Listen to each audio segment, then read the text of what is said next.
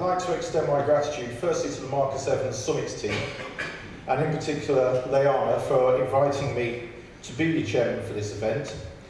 I'm sure that you're aware this event is a culmination of the enormous collective effort put in by the Marcus Evans team. I was born in Lincolnshire in England, and I joined the army at a very young age, and I started off in tanks and then moved on to the Army Air Corps. And I served a full and distinguished career of 26 years within Her Majesty's Armed Forces. That gave me a good grounding, particularly in the latter years within logistic and defence supply chains, focusing on everything from procurement to sourcing, end-to-end supply chain and overall logistic management and concepts. An awful lot has been shared and has interoperability and cooperation between other defence governments such as Germany, Europe, the United States, for example. And that has led me, one, to go into the private sector after some limited contracting work there, and set up and become the chief executive of a consulting firm.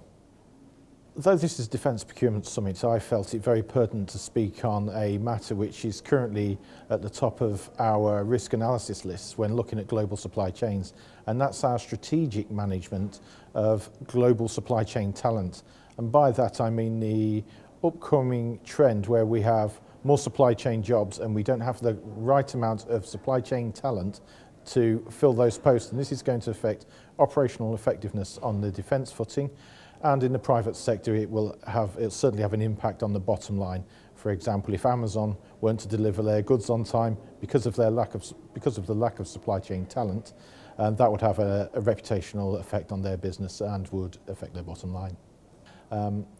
We're currently recruiting for jobs within the global supply chain that didn't exist a decade ago. The global situation within supply chain has changed, it's enhanced.